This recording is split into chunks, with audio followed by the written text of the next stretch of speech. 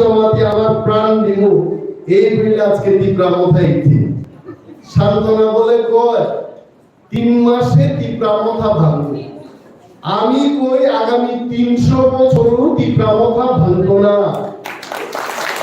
আর আপনারা দেখবেন আমি এখানে সান্ত্বনার সমালোচনা করতে এসেছি। সান্ত্বনা তো মন্ত্রিসভার মধ্যে কে মন্ত্রী দিছে সান্ত্বনারে?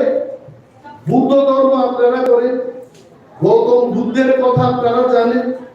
ত্রিপুরার মুখ্যমন্ত্রী এখন না একটু আগেকার মুখ্যমন্ত্রী যার নাম আসলো বিপ্লব কুমার দেব, এই লোকটা কইছিল গৌতম বুদ্ধ পায়ে হাইটে গিয়া বলে জাপানে গিয়া বুদ্ধ ধর্মের প্রচার করছে। আমি তো শুনে অবাক। হরিমেশ দেববর্মনে যদি কেউ কয় আগরতলা থেকে বেচার তো হাইটে গিয়ে তীব্রামথা প্রচার করো, আইতে পারবো কিন্তু ফিরে যাইতে পারতাম না। গৌতম বুদ্ধ নেপাল থেকে গিয়া জাপানে গিয়া পায়ে হাইটে বুদ্ধ ধর্মের প্রচার করে মাথা খাটা আইবনি ফিরে আবার মিথ্যা ছাড়া কিছু নাই। ওই লোকটা সাধনা চাকমারে মন্ত্রী বানাইছে।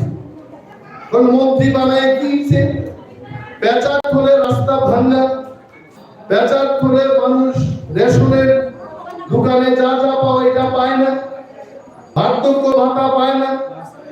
আজকে আমাদের সিপিএম থেকে যিনি আইছেন তাই বলবেন বলো অনিল চাকমা যদিও মন্ত্রিত্ব পাইছে না কিন্তু রেগার কার্ড ঠিকভাবে দিছিল, কিন্তু বার্ধক্য ভাতা দিছে ঠিকই, কিন্তু ত্রিপুরারা আমরা কি কইলাম রেগার কাম দিয়া হইতো না। এই জমি আমাদের চাকমাদের জমি, দেববর্মার জমি, রিয়াংদের জমি, এই ভূমিতে আমাদের শাসন রীতিব। আমরা ত্রিপুরা চাকমা সবাই আর অন্যের নিচে থাকবো না, আমাদের শাসন আমরা করব। এটা হচ্ছে তীব্রামথা। তো আজকে সান্ত্বনা চাকমারা আপনারা মন্ত্রী বানাইছেন, কি হয়েছে? কয়জন পেঁচার থলে চাকরি পাইছে আপনারা বলে? তারা যে বলে 22,000 লোকের চাকরি দিতে। আমি অবাক। সকালবেলায় ঘুম থেকে উঠা পত্রিকায় দেখলাম বিজেপির সরকার 22,000 চাকরি দিতে। একজন আগরতলায় ফোনে যোগাযোগ করলাম, কাকা আপনার এলাকাতে কেউ পাইছেনি চাকরি? ও কই পাইছে, কে পাইছে? কাঞ্চনপুরে প্রবরঞ্জনকে জিগাইলাম কেউ পাইছে চাকরি? পাইছে না। 22,000 চাকরি কই দিছে? একদমই চাকরি দিছে না। না দেওয়ার পরেও এরা দেখবেন খালি ফটো, মুদি দাঁড়াই দিচ্ছে, সান্ত্বনা চাকমা দাঁড়াইছে, বিপ্লবদের দাঁড়াইছে, ফটো লাগাইতে লাগাইতে কোটি কোটি টাকা শেষ করছে, আর মানুষের পেটে খাওয়া নাই। এইবার মহারাজা একটা কথাই কইতে থামসা তঙ্গি।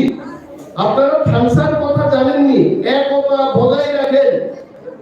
চাকমা, দেববর্মা, রিয়াং একতা হয়ে থাকেন। ঐক্যবদ্ধ থাকলে আমরা 40,000 বেকারের চাকরি আমরা দেব। আমরা চাকমাও চিনি না, আমরা রিয়াংও চিনি না, আমরা চিনি বুকুমবার। আমরা থামসা থাকতে হইব, সব বুকুমবার ঘরে ঘরে আমরা চাকরি দেব, কর্মসংস্থান দেব। এটা হচ্ছে আমাদের আন্দোলন। পিন্ডুলাল চাকমা মারা গেছে, কি করছে? ওই 2 লাখ টাকা দিয়ে দিতে, 2 লাখ টাকা দিয়ে পিন্ডুলাল চাকমা ফিরাই করি। রেপ হইতেছে মহিলাদেরই। বাংলাদেশে যখন চাকমাদের অত্যাচার করা হয়, আমরা ত্রিপুরার আমরা খালি কান্দি। আগে আমরা আলোকপাত ম্যাগাজিনে পড়তাম বাংলাদেশে সেখানকার বাংলাদেশের আর্মিরা চাকমা মহিলাদের উপর নির্যাতন করে। আমরা বুকটা শুধু কাঁদছে। কেন? আমরা শুধু কাঁদতেই পারবো, আমরা কিছু করতে পারি না। কারণ আমাদের মুখ্যমন্ত্রী হওয়ার, দেশ পরিচালনা করার, রাজ্য পরিচালনা করার ক্ষমতা আমাদের নাই। এই কারণে আমরা বলি আজকে যদি আমাদের মুখ্যমন্ত্রী থাকতো, আমরা কইতাম বাংলাদেশের 14 লক্ষ চাকমা আইন আপনারা এখানে থাকেন। চাকমা যদি বাংলাদেশে নির্যাতিত হয়, আমরা সেখানে গিয়ে তাদের করব, কিন্তু কইতাম পারি না। কেন কইতাম পারি না? আমাদের মুখ্যমন্ত্রী হওয়ার আর পাওয়ারই নেই, ঠিক হয়েছে। তখন আমাদের মহারাজা কইতেন, তুমি চাকা কইও না, তুমি নিয়ম কইও না, আমরা সবাই কুকুম্বার, আমরা তিবা, আমরা থানসা যদি থাকতে পারি, আমরা আমাদের রাজ্যে আমরা গ্রেটার ত্রিপুরাল্যান্ড করব, আমাদের নিজের মুখ্যমন্ত্রী আমরা তৈরি করব। আমরা তো বাঙালির বিরুদ্ধে না। বাঙালিরা এই কথা শুনলে কোনো সম্পদার হরিনাথ বাবু তো কাবাই লিখতেন বাঙালিদের বিরুদ্ধে না, বাঙালিদের বিরুদ্ধে আমরা একেবারেই না। বাঙালিদের কাছে কিচ্ছু আসলো না। ৭১ সালে যখন বাংলাদেশের জন্য যুদ্ধ হয়েছিল, আমি বাঙালিদের প্রশ্ন করছি, মনে করিয়ে দিচ্ছি আবার বাঙালিদের, বন্ধু আমরা ত্রিপুরারা যদি না থাকতাম, আজকেও আপনারা নেংটি পড়া অবস্থায় থাকতেন। আমরা ত্রিপুরারা আপনাদের জায়গা দিচ্ছি, এখানে খাওয়া দিচ্ছি, আমরা জমি দিচ্ছি, সোনার গয়না বিক্রি করে আমরা মুক্তি যুদ্ধে আপনাদের সাহায্য করলাম। কিন্তু আজকে অনেকে বলে, ওই অনিমেষ বাবু আর কিশোর আমাদের মহারাজা উনি সাম্প্রদায়িক, আমরা কোন সম্প্রদায়ের বিরুদ্ধে। বাঙালিরা আমাদের বন্ধু, বাঙালিরা আমাদের শুভচিন্তক, বাঙালির বিরুদ্ধে আমাদের লড়াই না। আমাদের লড়াইটা হচ্ছে আমাদের এই জমি আমরা ছাড়বো না। আমি শুনি অনেক সময় বেচার ফলে অনেক লোক মুসলমানের লোকে বিয়ে করছে এখানে। আমি কই, দেখেন মুসলমানের সঙ্গে বিয়ে করা খারাপ, ভালো, আমি এটা বলতাম। সমস্ত 4টা মেয়ে যদি বিহারের লোকে বিয়ে করে, মুসলমানের লোকে বিয়ে করে, এই জুজু পাথর গুরুকে কইব, কে কইব এটা? আর সমস্ত 4টা ছেলে মেয়ে, ছেলেরা যদি পড়াশোনা কইরা বিহারি বউ আনে, উড়িয়া বউ আনে, জন্মের পরেই কইব মা हमको খানা দিজিয়ে, আর জুজু পাথর গুরু কইব না।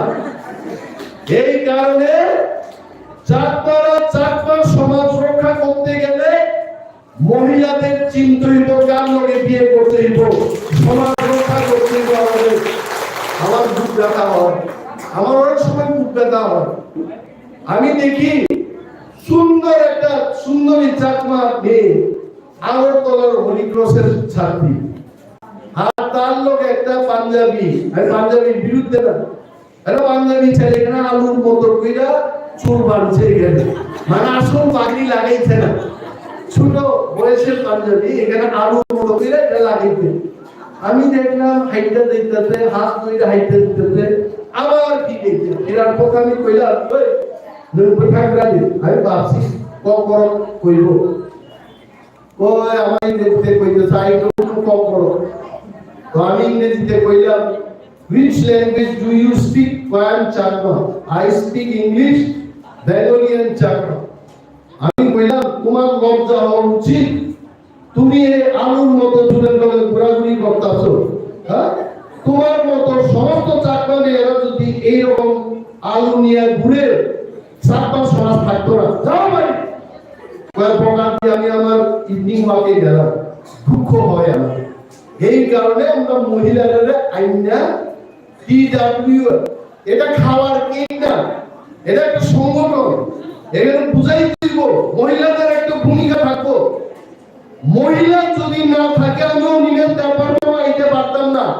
আমার মায়ের পেটে 9 মাস থেকে পৃথিবীতে আইলাম, মহিলাদের গুরুত্ব আছে, মহিলাদের সম্মান দিতে হইব, মহিলারা সমাজ রক্ষা করতে হইব।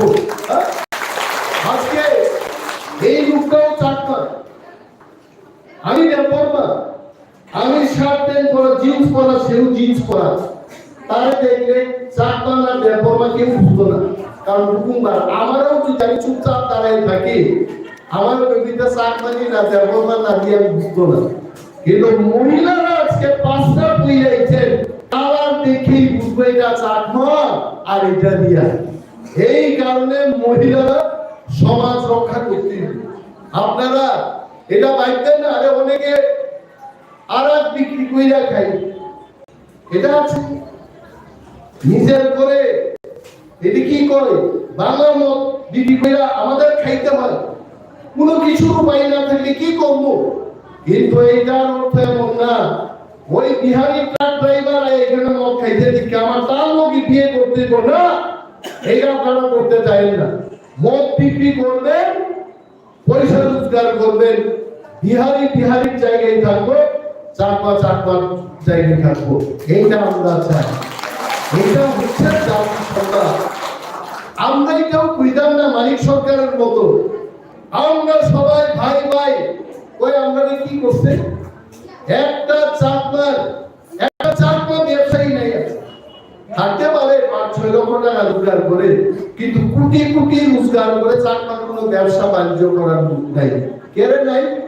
কারণ আমরা ওখানে বাজার বই বেচার বাজারে ওইটা চাকমা ব্যবসায়ী আছে। আপনারা বলেন আমরা খালি কিনা খাওয়াই না, খালি আমরা রোজগার করবো, ধানের ক্ষেতের ধান বিক্রি করবো, অন্যের দোকানে গিয়া খালি করবো কাকা কত টাকা আইছে, 55 টাকা, আজকে 40 টাকা দিব, বাকি 15 টাকা পরে দিব, কেমন কই আমরা খালি এইভাবে হইতো না।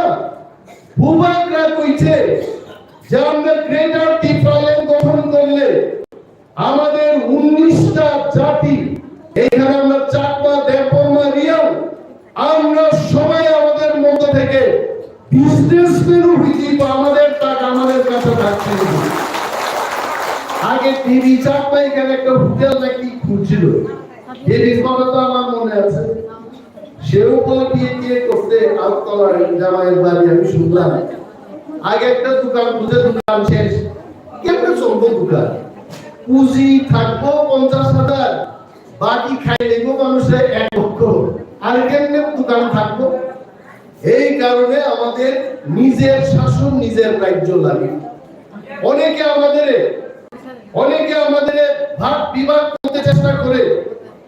জম্পুই হিলসে বলে গিয়া বুঝাইছে, ওই নিজুরা তোমরা টিপ্রামথা কইরে কি টিপ্রামথা দল, এটা নিজুদের দল না। একজনও যদি নিজু এখানে থাকে বা জম্পুই হিলসে বয়া যদি আপনারা আমাদের বক্তব্য শুনেন, আমরা টিপ্রামথার ওয়ারিয়ার্স আমরা বলছি কুয়াকার পক্ষ থেকে, মিজোস আর আওয়ার ব্রাদার্স এন্ড সিস্টার, টিপ্রামথা তোমাদের জন্য কাজ করবে।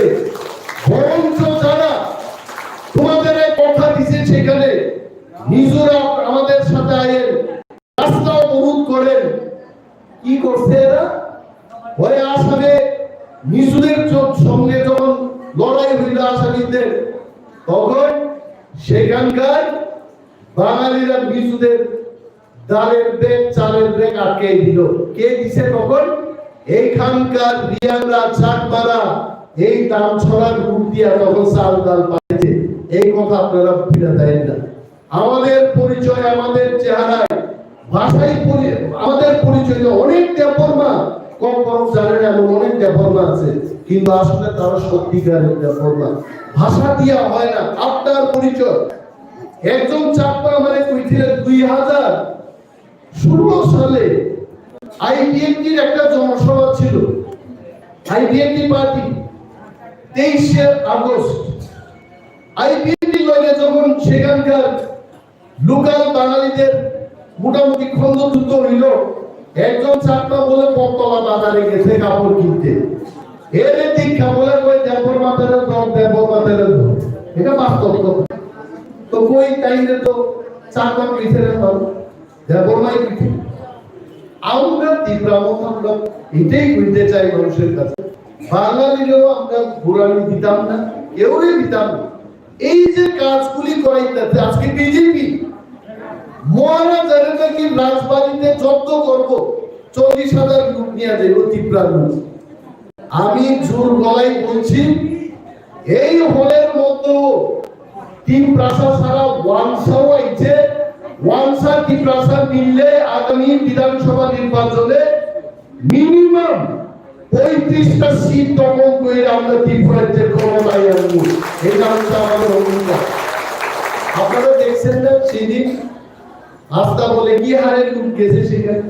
এটা কি শুধু ত্রিপুরারাই গেছে, বৃহৎ অংশের ত্রিপুরারা গেছে, বাঙালিরাও সেখানে আছে। আপনারা ইন্টারভিউ দেখেন, একজন বাঙালির জিজ্ঞাসে কই তুমি তো কি প্রাণা তুমি কেন আইছে কই বিজেপি এই সমস্ত মিথ্যা কথা মানুষের কথাই কইতে দিতাছে না বাড়ি করে আগুন ধরাই দিতাছে ত্রিপুরায় 20 বছরের মুখ্যমন্ত্রী মানিক সরকার তাইনের পর্যন্ত বক্তৃতা দেওয়ানো হইতাছে বক্তৃতা দিতে গেলে ইটের টুকরা তাইনের মাথার উপর ছুঁড়া ফালাইতেছে এই অবস্থা থেকে যদি আমাদের মুক্ত হইতে হয় সবাই বুঝছে এখন বাঙালিরাও বুঝছে তীব্রামতা বাঙালির বিরুদ্ধে না বাঙালিরাও তীব্রামতায় ভোট দেবে এটা আমাদের বিশ্বাস এবং আপনারা দেখবেন উনি যেটা বলেছেন যে ফুলের মালা তৈরি করতে থাকেন কত সুন্দর কথা কইতেন তাই বাচ্চা হওয়ার আগে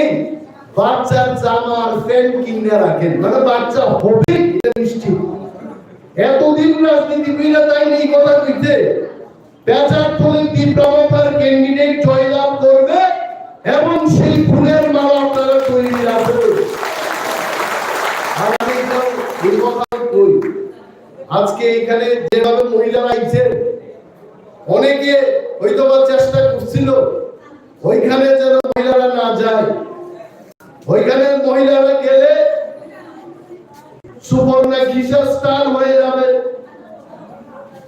বা এখানে অমক বাবু অনিল বাবু বিমান বাবু স্টার হয়ে যাবে তীব্রামথা কেউ স্টার করার জন্য প্রোগ্রাম করে না তীব্রামথা প্রোগ্রাম করে গ্রেটার তীব্রালে আনার জন্য এবং মহিলাদের সেই গ্রেটার তীব্রালে এটা প্রোগ্রাম করবে আর যারা বুকা এই বুকারা মনে করে যে এখানে মহিলারা আইলে সুবর্ণা কিসা স্টার হইব তাইলে স্টার হওয়ার কি প্রয়োজন আছে তাইলে ফিল্মে অ্যাক্টিং করবো নাকি করতো না হ্যাঁ তাই ফিল্মেও অ্যাক্টিং করতো না স্টার হইতো না সমাজ সেবার কাজ করছে ভদ্র মহিলা সারা পেঁচারথল কেন্দ্রের মধ্যে কুইরা এই মহিলাদের আনছেন আরো যদি আমরা আনতে পারতাম এটা সাকসেস থেকে বৃহৎ সাকসেস হতো আমি অনুরোধ করব